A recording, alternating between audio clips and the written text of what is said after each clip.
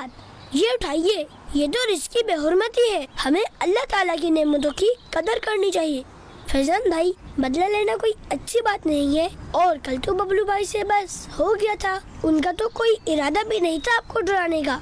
اور فیضان بھائی، اگر ایسا ہو بھی جائے تو معاف کر دینا چاہیے۔ آپ کو معلوم ہے معاف کرنے کی فضیلت کیا ہے؟ غلام رسول بھائی، معاف کرنے کی فضیلت؟ جی، معاف کرنے کی بڑی فضیلت ہے۔